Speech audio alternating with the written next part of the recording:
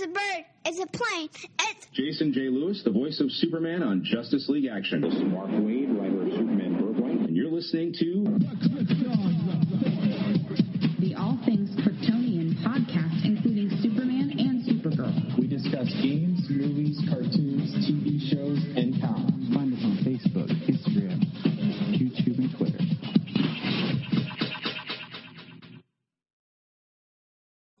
If you want to help out this show and any other show on Southgate Media Group, and you really don't have the extra money to do so, check this out. Go to southgatemediagroup.com. At the top, there's a link to Amazon.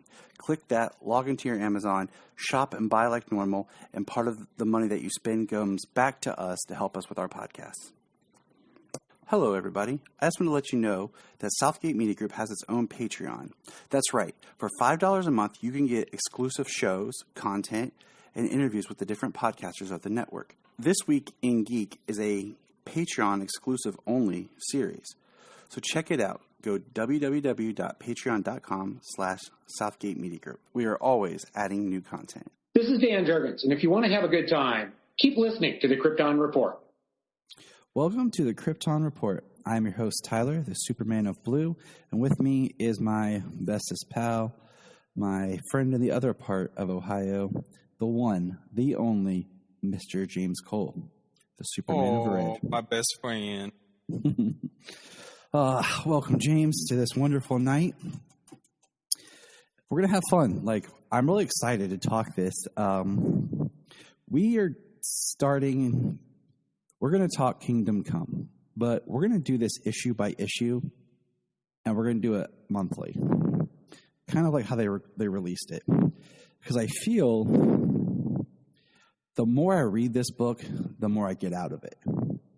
The more, I've talked before on the podcast about how I always identify more with the writer, and I always go to the words, and I look at the art, but I feel like the more I read certain books, I start really studying the art more and more.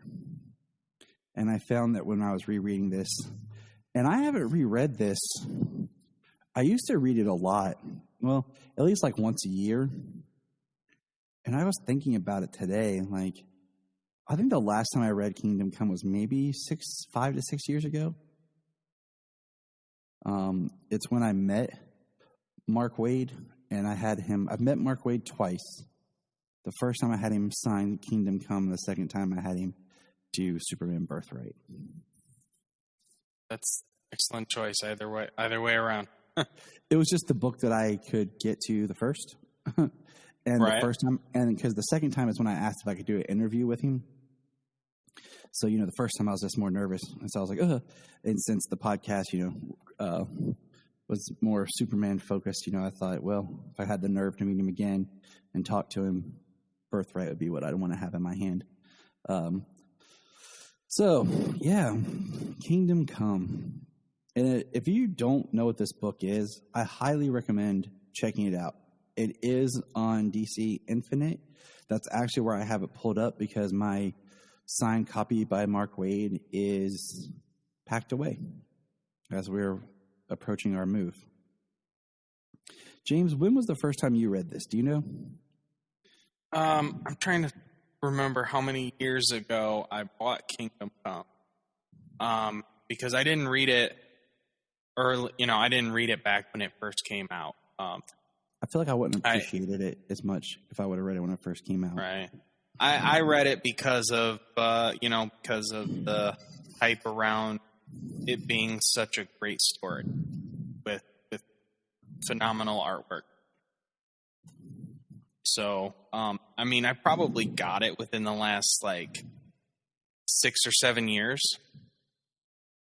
And that's when I read it. I bought the trade.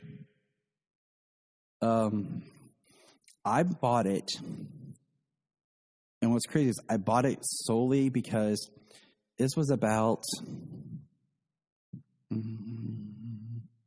2008, maybe? Between 2006 and 8. And what it was I had moved, and there was even saying this makes me seem old, but a Dalton bookstore in the mall. And they used to do, because like where I lived for the longest time, there was no comic shops. And when I first started driving, the only comic shop that I could get to was kind of far away, and I still like had to drive through downtown, so I was always kind of nervous about driving it. And so where I was living at the time, the Dalton Books had graphic novels, and they had a big sale where it was like buy 3 get 1 free, and they were already like a percentage off the cover price. So I just was like, cool, and I just started buying stuff up. And I think I bought, I think I did 2 rounds of it. And in those 2 rounds, I got Identity Crisis, Kingdom Come, the All-Star Batman and Robin, and then I got parts 1 and 2 of Alex Ross's Justice.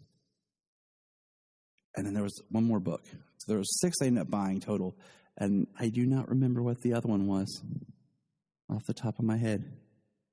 Because they didn't have a whole lot left. So, and this was one I picked up. I kind of read it. I looked at the artwork and was like, cool. Because I really was getting into buying more than just reading at the time. And that's when I first read it. I remember the title. Like, I remember hearing the title, you know, and always having this prestige with it. And I loved it. And the first thing that I loved about it when I started reading it was the idea of like the religious biblical connection, because I was going to Bible school, Bible college. You know, the idea of the book of Revelation kind of coming to fruition through the superheroes. And I was like, wow, this is really cool. So interesting. Yeah, I mean, I don't have such a close relationship with that, but I know, yeah, I know the book of Revelation. Yeah, I just, you know, I heard about what it was, Alex Ross's art, sure, and so I got the book because it'd been touted on. You know, it's a great book. It's a great read. It's definitely really good storytelling. It's massively influential, and for anyone who is younger, this book, when you read this book, you will see what helped inspire Mark Millar to write Jupiter's Legacy. There's a lot of parallels in the Jupiter Legacy book and TV series in themes that fall into the Kingdom Come style. Very interesting. So some quick backstory here. Kingdom Come is a 4-issue comic book miniseries published in 1996. This year is the 25th anniversary. I wanted to kind of time it with when like the original releases were, but this year's been so crazy because of just we have continual shows, you know, with all year with Superman and Lois and with Supergirl and stuff. Like usually we have a nice break and we can spread more stuff out. But it was an Elseworlds imprint.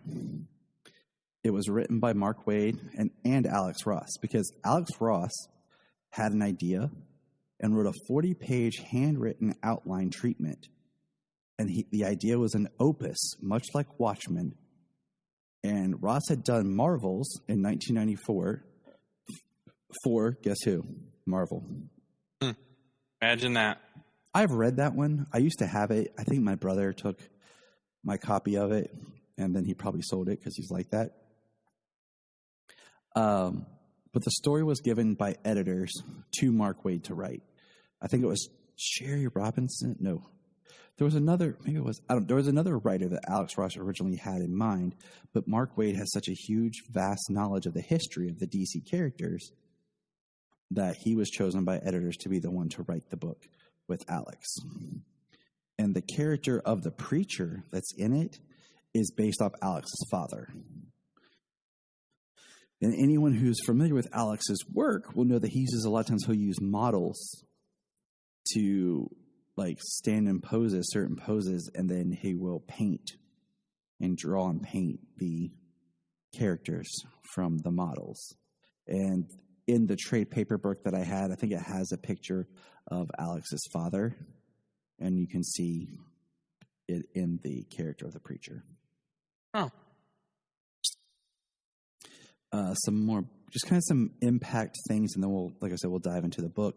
But of course, most recently, that's been present as Brandon Routh's costume for the Crisis on Infinite Earth was basically the Kingdom Come suit. It was the suit and style. He had the gray in his hair, which I think that was an excellent choice to kind of be the first one to don this legacy, this suit, have the extension of his film series. You know, I think he was the perfect choice to kind of bring to life the Kingdom Come-esque Superman. Yeah. Well, he was so young in Superman Returns that the time passage and everything, him actually getting to come back to the world. I mean, it's really awesome that they figured to put him as like Kingdom Come Clark. Yeah, Kingdom Come Super. It's great because it's something for fans. It also sets him apart, and it kind of really gives him his own identity as Superman a little bit more compared to how, I mean, his costume was different than Christopher's. Well, because he was an extension of Reeves, so it does kind of give him, an opportunity to set his version apart, even though he was so close to Reeves and, you know, pretty much an extension of Reeves. Because that happens. Speaking of Reeves, you want to hear something interesting? What's that? Did you know that Kirk Allen and George were both 37 when they became Superman? Oh, wow. And do you know that Gerard Christopher, when he became Superboy, was older than Brandon Routh, Tyler Hoechlin, and Henry Cavill? What? I think Tyler might be the variable. I got to think back. But when Henry Cavill and Brandon Routh as Superman were younger than when Gerard Christopher debuted as Superboy. Yeah, because I know that both Brandon and Henry were about 24 to 27. Yeah. Right around that range. I'm pretty sure Brandon was like 24. And Henry was either 26 or 27. That was filming. Because Henry's 2 years older. He's 2 years older than us. So, and then think that Man of Steel was filming in 2011 and 2012-ish because the goal was to have it released in 2012 originally. So it was ready to go by December of 2012 because that's when it was supposed to be released before they moved it to May of 2013. But here is one more cool tidbit. I actually wanted to get this person on the podcast to talk about this, and I'd actually like to read this. But the novelization for Kingdom Come was written by Elliot S. Maggin. It was published by Warner Aspect as a hardback. It fleshes out the characters such as Magog and the world leaders and Batman's connection in the story. The book also contained 4 new color pages by Ross, as well as 4 black and white sketches of the major players. An audio play was adapted based off the novelization. And, of course, they've made action figures of Kingdom Come. Wonder Woman's armor from 1984 is very kind of Kingdom Come style, and the exoskeleton that Batman wore, that Kevin Conroy in Crisis, was very Kingdom Come style. So that's all my kind of background notes. Here's a quick summary of the stories, and we'll get into it. The Elseworld story is a deconstruction tale set in a future that deals with a growing conflict between the visibly out-of-touch traditional superheroes and a growing population of largely amoral and dangerous, irresponsible new vigilantes, in many cases the offspring of the traditional heroes. Now, when this was written, this was the time, and one of the influences was it was very much the world of the anti-hero in comics. You had Wolverine, you had Lobo. You know, this is, I think, when you had Punisher Warzone. You had Spawn, right? Yeah, Spawn was out then. Yeah. You know, Spawn was in the 90s. Yeah, but I was thinking Spawn the movie was 97, so the comic was out earlier. I just trying to get my times table right. Because, I mean, I was 11 when this book came out. And if I had read this when it came out, it would have been cool, but it wouldn't have hit me as hard as it does now. So. Yeah, you would not see the concept. And you wouldn't appreciate the idea of the values and everything that the characters are trying to uphold and protect and what the new heroes are doing. So are you ready? Issue 1, Kingdom Come. And I will say this is probably like the cover I like the least. I like the way Alex Ross did the covers, but this is like the Spectre with like a whole bunch of the new heroes that we have no idea who anybody is. All right, here we go. Basic side Spectre up front. Yeah, so the Spectre and then a bunch of new people. You're like, all right. Which I think is an interesting choice, you know? First page, beautiful art. And what do we see, James? But a giant mythical-looking bat with a eagle, bald eagle with like American flag kind of painted in it, attacking.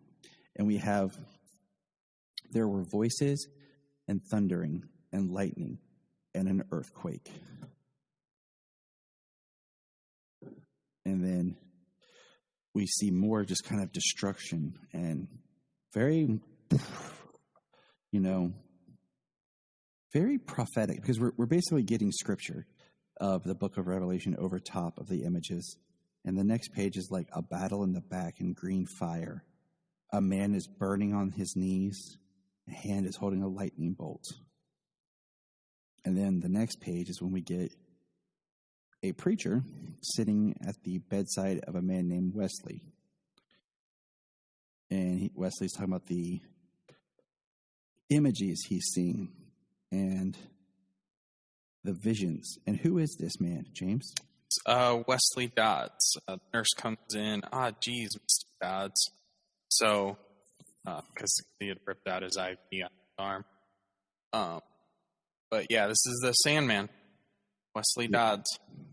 So the one thing I was thinking about, it's kind of tricky because this is like JSA time. You have like the JSA sprinkled in, the old school. I don't want to say like it's the golden age grown up, because technically the golden age was, you know, ended with for the man who has ever, or whatever happened to the man of tomorrow. But this is kind of like that Earth 2-ish JSA Justice League thing, where, because as we'll learn, the Flash of this is not Barry Allen. It is Jay Garrick, and the Green Lantern is Alan Scott. So those always are like points to help us determine where we are. But then you have Superman, and Superman was never really part of JSA till like later with the Jeff Johns type stuff at times, and it was weird. But anyways, so we have Sandman, and what I admire in this next page is, if you look, as the preacher goes to read, if you look behind him, there's a person with wings coming down and with the gargoyles. And then the next panel, you see people flying. And then at the bottom, you see more and more people flying. And it says, "Behold, I shew you a mystery. We shall not all sleep, but we shall all be changed." And then the next page is the funeral. And the preacher, he talks about not many people coming and how him and his wife, who had passed, became friends with Wesley Dodds over time. and how they tried to tell him not to live in the past, but yet wanted to hear stories of his glory days. And then we see a newspaper that says, UN enacts more metahuman centuries. Will centuries curb metahuman violence?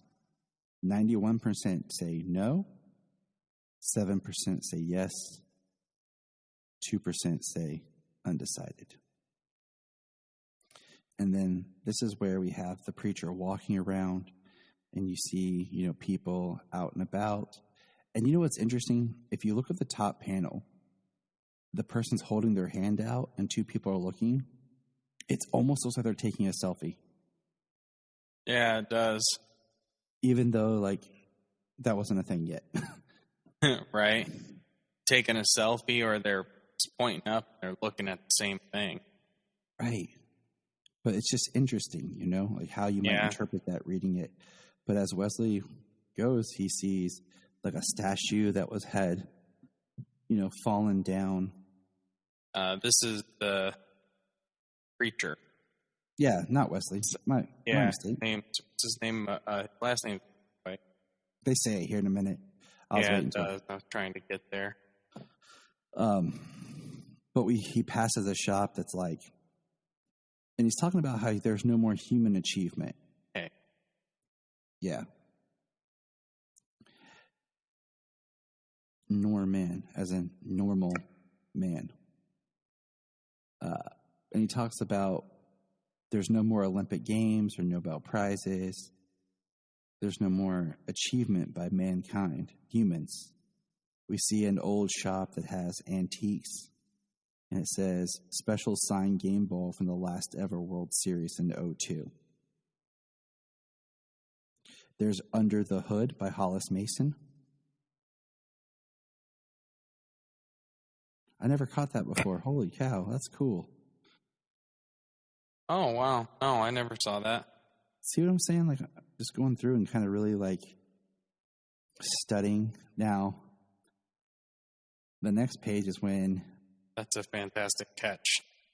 Yes, it is. It's a Watchmen plug right there.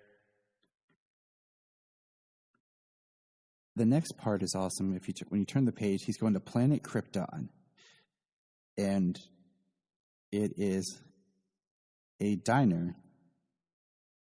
And we see, above Planet Krypton, we see Plastic Man, very Super Frenzy type characters. And there's even a Lobo in that style. But he walks into the diner, and he's greeted by a Green Lantern who's like, good afternoon, citizen. How may I serve you? He has a menu. So at this time, do you think it's in poor taste to have, what would be Planet Krypton, and the sign is an exploding planet with a rocket flying around it? Seems to be away from it. I mean, I think, yeah. I mean, I think the concept of the restaurant is awesome. Oh, yeah, absolutely. I don't know why Warner Brothers doesn't have restaurants like this in Six Flags or wherever, or just pop up a chain of restaurants like this, is Johnny Rockets I'd totally be happy to have DC superheroes waiter and waitress me some food. Right, just hire people who like to cosplay. You know what I'm saying? They get an extra bonus if they use their own costume. But I'm just thinking, is there even Johnny Rockets anymore? I don't know. But it always makes me think of the Hard Rock Cafe. There's Johnny Rockets around still. Okay. That's what I'm saying. I don't know anymore. The one that I knew of, I haven't been down there in forever, but because the movie theater closed. But Planet Hollywood pretty much folded up. And I mean, granted, there used to be one in Columbus, a Planet Hollywood, and it closed and became a Max and Irma's. And then I don't even know what it is now because I haven't been around there forever. But it's just interesting because it's just, burgers and fries type joint, but it's the atmosphere that you go to. So I think if this was an actual restaurant, I would be there all the time to pay overpriced for hamburgers. I mean, the hamburger they have at Hard Rock is good, but it's a little overpriced. But you love the environment, you know? Right. That's why you go. Yeah. The guy greeting at the door, it's, what do you think? Not a bad job on the tights, huh? They tell me I make a pretty good green, what do you call them, arrow? Yeah. You don't even know what he's doing. Yeah. We have an Aquaman, a Flash, but the Flash is very much Barry Allen style. So that's just interesting, you know? And then you have a Wonder Woman who looks like she could care less, a Shazam in the background, a Batman looks like just like a costume. And it's like an Adam West costume inside of the inside of the case. Because then you have your very almost Carrie Kelly looking, because of the hair color, Robin taking orders. Mm-hmm. And then when you turn the page, as I just want to call him Wesley, as Norman is leaving, we see a streak run by him.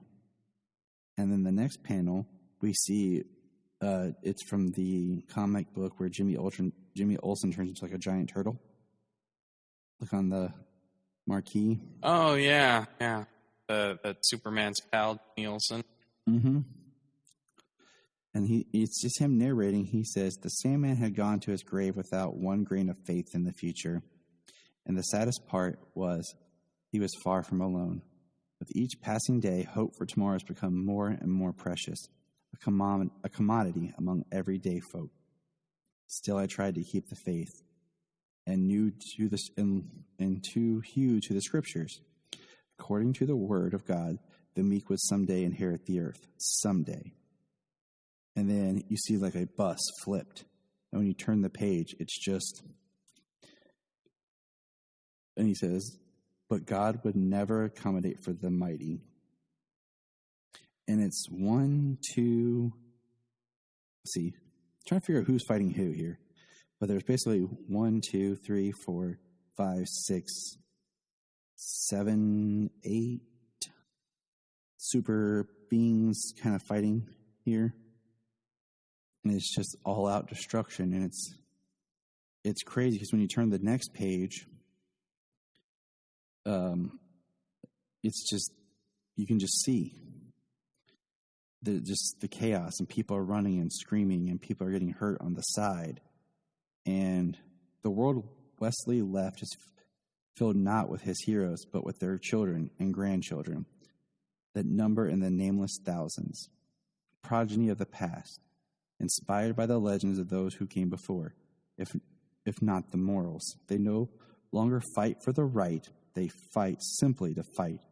Their only foe is each other. The superhumans boast that they've all but eliminated the supervillains of yesteryear. And I think that's what's important, is the concept, just kind of like in You and I did Whatever Happened to Truth, Justice, and the American Way, and the film version, the Superman versus the Elite, about, the things that Superman does and stands for, how important they really are. The protection of, every person, the thinking of people, and trying to stop the collateral damage, and how these people are just crazy. I mean, if you turn the page, you'll see where Norman saves a little girl, and there's a dude basically like in some crazy S&M gear, knocked down, just kind of laughing. And then the bottom panel is like a girl crying, and the caption just says, "They're supposed to be our protectors." Yeah, and the page before that, you got all those people running, and then the Minotaur goes through the wall, and there's a woman on the other side, which looks like she may be pregnant ahead. Yeah. So they don't care about anyone around or anyone around them. And I think it's interesting. There's so many characters, and they all look, I don't want to say rip off, but I feel like there's definitely some of that 90s Jim Lee influence in some of these designs. Because it looks like this one dude, S&M dude, looks kind of like Cable. kind of thing, you know, of just like the big guns and the layeredness. And you don't have to name them. Yeah, the straps and belts that make no sense, that look so cool, but then afterwards you're like, I don't get it. And none of them really have names. Like very few of them, I think, actually get a name in this. And I'm gonna smack myself next time I say Wesley. I just like that name, I guess. Wesley. Say it with me. You. Wesley. Wesley Crusher. And Norman tells himself, I tell myself that this too shall pass, that humans still have a chance to reclaim a world rightfully theirs while it still exists. And then the next page is basically you see something happen in Kansas. And it's like a bullseye zone. And it says, he says, I am wrong. And you just see a bunch of people kind of looking. Yeah, like whatever happened in Kansas, which we'll find out, just stuns everybody. And then the next page is him preaching. And he's in the middle of preaching to his congregation. And basically, he freezes. You know, everybody's looking to him to lead. And he freezes and he apologizes. And, you know, this is very strong. If you're looking at the art, is like on the second panel is the classic painting of Jesus praying in the Garden of Gethsemane, which is the same type of stained glass panel that Henry Cavill was in front of in Man of Steel when he was talking to the preacher. Mm. And then the next panel is Norman ripping pages out of the Bible and tearing them up. And he's angry. And then the next page is when the Spectre shows up. The real Spectre, the beautiful Spectre, not, you know. Not Oliver Queen. Yeah. And then this is where he says, I have need of you, Norman McKay. So the preacher's name is Norman McKay. That's what I was waiting for. Yeah, sorry. Got ahead of ourselves. James is like, I'm too excited. Well, it's better since you kept calling him Wesley anyways. Yeah, I know. Stupid Tyler. But he talks about how he needs him. And he's asking, you know, are you an angel? And he's like, no, not really. A sort of higher power has charged me with the task of punishing those responsible for this coming evil. In order to carry out my task, I must anchor myself to a human soul who seeks justice. And Norman says, but I don't. And of course, Spectre says, you will. And basically he says, come with me. And I'm just trying to look at the panel in the middle. It looks interesting. At the top, looks almost kind of Dr. Manhattan-y, but I think that's his finger in a weirdly placed position. Yeah, I think so. That looks like his hand. Yeah, it is. But it was just a glance. I was like, whoa. Well, because in the panel before, it's in the same place, but it's got whoa. It's the shading with his hand, and yeah. Good job on that one, censors. Right? Probably was that before. Then they're like, he has to. He takes Norman's hand and they disappear. And this is where it starts to get fun. It says, where are we? What do you see? I see a Midwestern farmland, but that's not possible. There's no need to lower your voice. We cannot be seen or heard, not even by him. And who do we have? James? Well, apparently somebody said it's hippie Superman, but looks like Superman in his overalls, shirtless, working on the farm. Yeah, in overalls with long hair and graying. Yep, full gray beard, gray inside his hair, and yeah, long hair. I mean, think about that, okay? This is the 90s. Everybody had long hair, okay?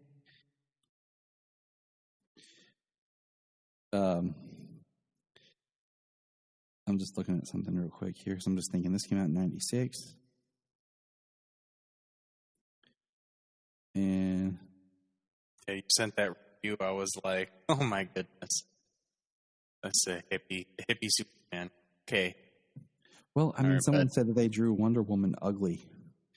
And I mean, I think they draw Wonder Woman a little really No, she's not ugly. erotic the way they draw like her. She doesn't have like the Spanx on. She has like a loincloth. Oh yeah. Okay? That's what Yeah, her skirt is. she's got a chest piece that covers up her torso, and then the front and back tails of the loincloth that cover up her groin area and her butt. Like that's it. It's not She's very it's not hippie. underwear underneath. It's not like the Spanx like said or whatever, or like the bikini style suit that she's had since Linda Carter wore it and in the comics. Yeah. Her hips are full on. And we see that, I like how this, he came to Earth with powers and abilities far beyond those of mortal men. And he's walking holding the tractor. And he's like Superman, and he's been exiled for 10 years now. Self-imposed exile. And he says he looks so alone. And then here comes Wonder Woman. And she says, "Hello, Clark." And then he looks at her, and she calls him Cal. He's basically ditched his Clark identity and wants to be referred to as Cal.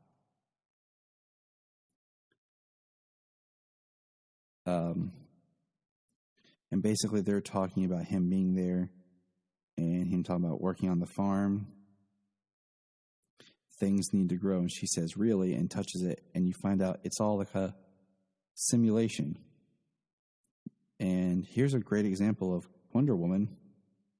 If you look in the bottom left panel, how the wind is blowing her loincloth. And as Superman turns back on the simulation of the sun on the farm set here, because the animals look like they're going a little crazy. The horses. Mm-hmm. Yeah, because in the previous page, Cal lost so much since I first met you. Since Earthling died. Just they were your parents, Clark. Cal. She your wife, and she was your wife. Don't call them. And right there, I mean, like he's detached himself from everything. Yeah, from everything, from the life he had before being Clark. From being Clark, you know, his job, his friends, his parents, everything. He is just, but yet he's still working on a farm. Right. So he hasn't lost it all. Even though he will deny it and be stubborn-headed as they all can be, there's still part of him that's still home for him. Mm-hmm. On the farm. Even though he's on the farm in the fortress. And she's basically telling him, here are two words, see if they sound familiar. Truth and justice. You can't have completely forgot them. She says, just free for yourself. He has let happen to the world. That's all I ask. And he walks and says, on. And you see just multiple screens talking about what was going on. And then we see gray hair, chested Superman say, Magog. And then the next page talks about basically they're fighting Parasite, and it's Boba Fett. But it's like Boba Fett, Peacemaker had a child together. Right. Does look like that. Right? And then there's some other characters that just, who are they? And Magog, but they're fighting Parasite. And there's a line here that says, the Parasite, where is it? Parasite was fearful. He was pleading for mercy, and they were ignored. Yeah, his surrender. And he was just trying to stop, but the one person is Captain Atom. And it says basically Parasite ended up ripping Captain Atom open. And when he did that, it leaked out his radiation and just killed everyone, animals and everything, and became a complete wasteland. Yeah, for 100 kilometers, or for hundreds of kilometers, millions dying of Dr. Adams' radioactive, Nebraska, rendering Iowa. the entire state of Kansas, as well as parts of Nebraska, Iowa, an irradiated wasteland. Though Magog's comrades have since prevented further spread of the blight, the total loss of American breadbasket, sterilization of its agrarian culture has thrown the world economy to collapse. Basically, Magog, along with the Metal Man, Alloy, the sole survivors of the incident, could not be reached for, and he turns it off. And then Wonder Woman's like, Cal, our generation takes its lead from you. We have always, you must, whoa, hey, that was for both of us. yeah. That guy. Cal. Yeah. That fun guy. And he basically is like, there's nothing I can do from here. Go back to your island, Diana. You're safe here. Or you're safe there. And she flies up. And I think what's very interesting is, I feel like after this story, we've gotten a lot of similar theme type Superman, of like Superman like giving up or moving away, or even like the evil Superman kind of like, you know, I'll take control over. But that's not what this story is. I think it just adds to the depth of this story. And then the next part's where the Spectre is showing Normal Man. Yeah. That, you know, he talks about in the city of Superman's absence, Keystone City has become a utopia, a protector, relentlessly patrolled by a force once human. Like, he's not even human anymore. That's a big deal. No one sees him. No one hears him. He runs a lonely race, but all who lives here have felt his presence. He is everywhere at once, a guardian angel who's right even the most harmless of wrongs with lightning speed. He lives between the ticks of a second. He is the Flash. And then we find out that Hawkman, who looks very much like a straight-up hawk bird, is in the Pacific Northwest, stopping people from deforesting. And then we find out that Alan Scott, Green Lantern, waits in his Emerald Palace above the sky. And then we see like a panel of his knight's armor is pretty looking. Yeah, it is. It's very cumbersome, but it's pretty cool looking.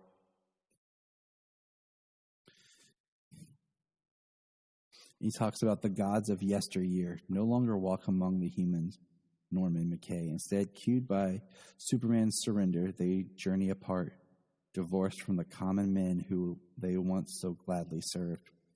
They have lost themselves in ancient civilizations and future times. They have left humanity to its own fate. Then basically he asked about Batman. And then we see Gotham City, crime, people running, and then a giant Batman-looking robot that shines bat signal, and then there's multiple bat robots that surround them. And then you see the Spectre basically say Batman has his city under control. And then we're back to a cityscape scene. And Norman turns to the Spectre and is like, that's all? That's what you have to show me? And he talks about how he's supposed to be an angel, a messenger of hope. A greater power sent you. That's a testament to faith. And of course, he's quoting scripture and everything. Yeah, saying he's a greater angel, a messenger of hope. Greater power sent you. Very existence is a testament to faith. He's just upset with him about the fact that because of Superman's absence, that all hope's been lost. Yeah, because the people that are left don't care.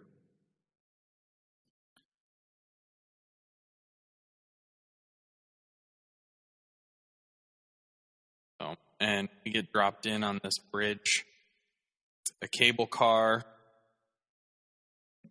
A cable car caught between two groups of just gun blaring, ridiculous looking people. Like villains. They you are. don't know who the hero. The thing is, you don't know who's the hero and who's the villain. No, not in this shot. You don't.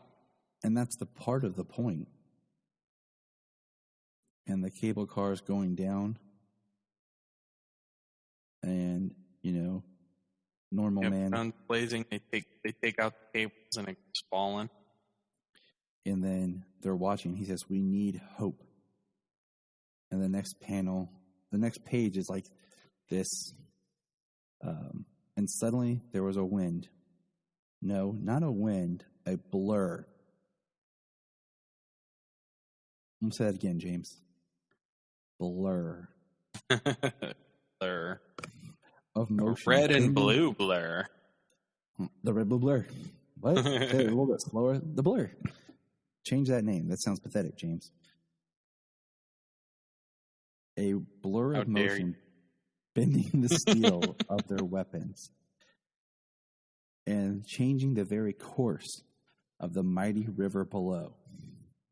And we see the cable car basically put on the street by a cyclone of water.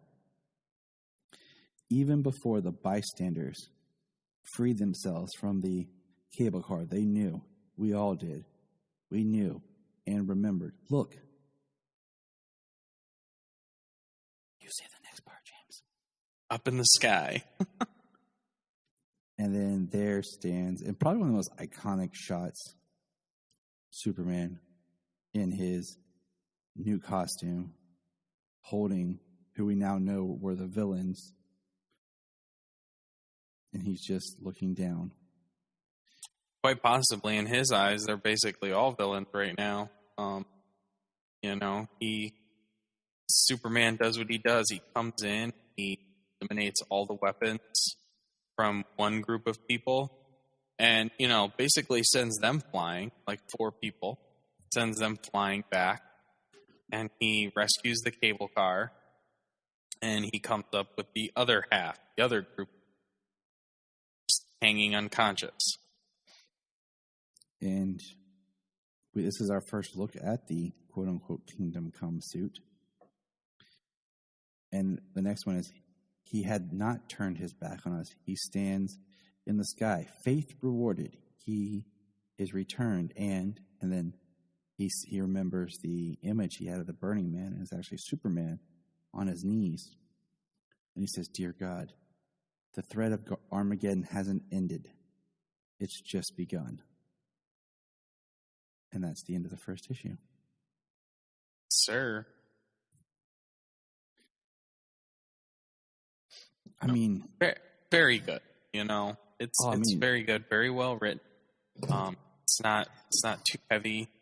It's not too heavy in dialogue or narration or especially anything. This first book, I think setting up a as world, you can definitely see why a first book in an Elseworld story could feel like a slog. And I kind of wish, like, could you imagine reading this back in the day, issue by issue?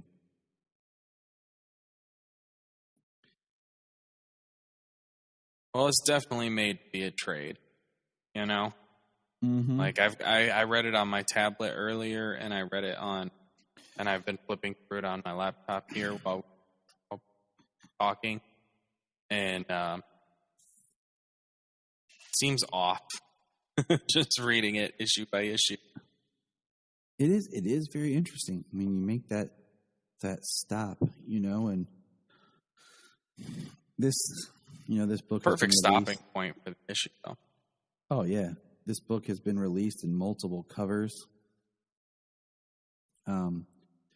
Cover 2 being my favorite.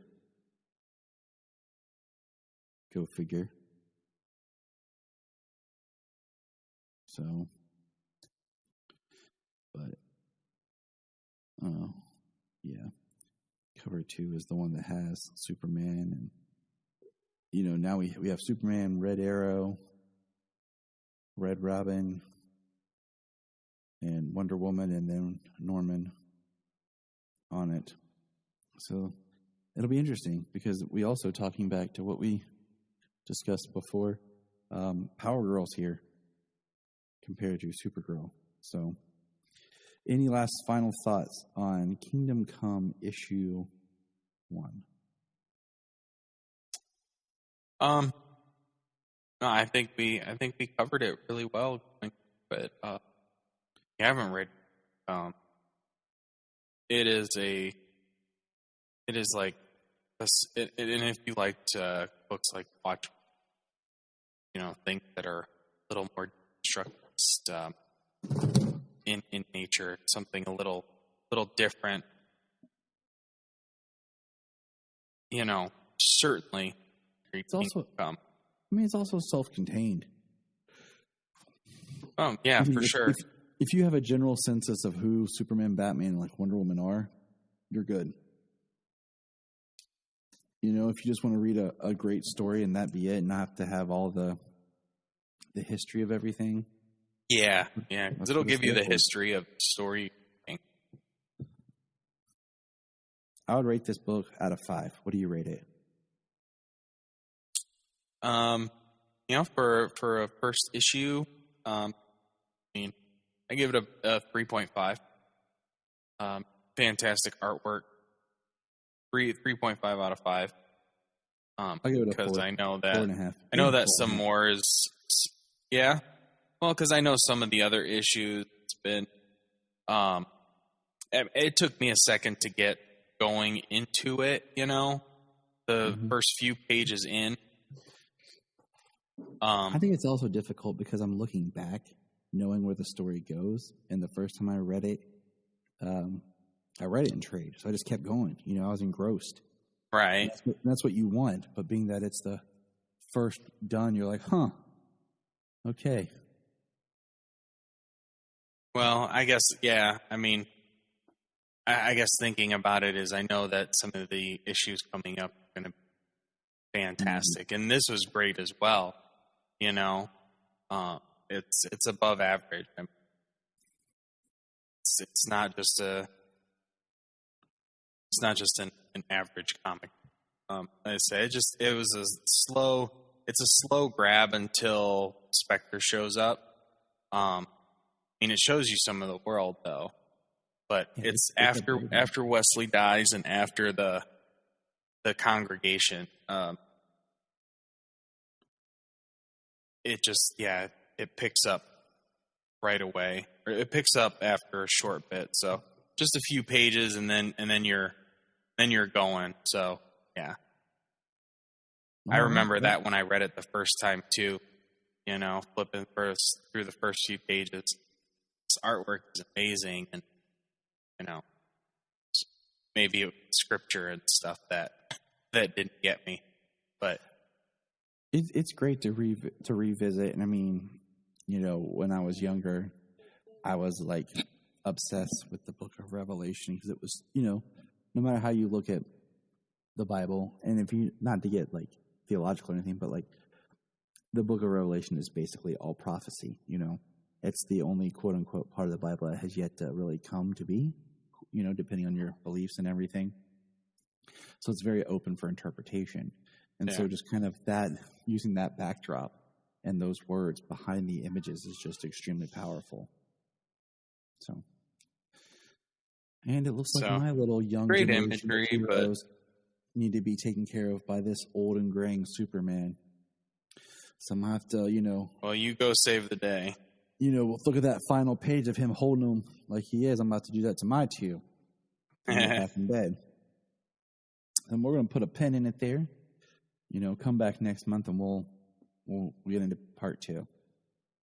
So from James and I, this is episode 253 of the Krypton Report. And remember, if you're like me and you love listening to different podcasts about Superman, I have a few that I want you to check out.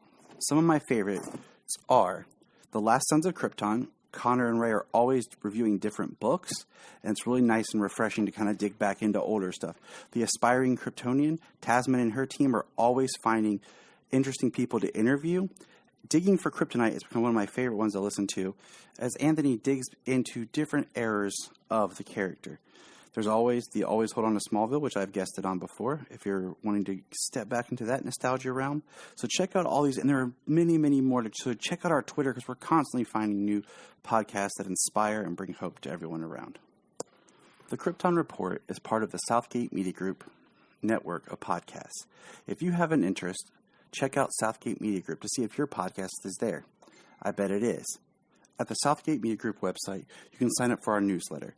You'll get info on all the shows, and you can find what you want. You'll also find links to our sponsors where you can get great products and support the podcast. Also, our book, Pod Life, Podcasting Stories. It's a great book. Check it out. It's nice to hear where people come from and why they do what they do. And remember,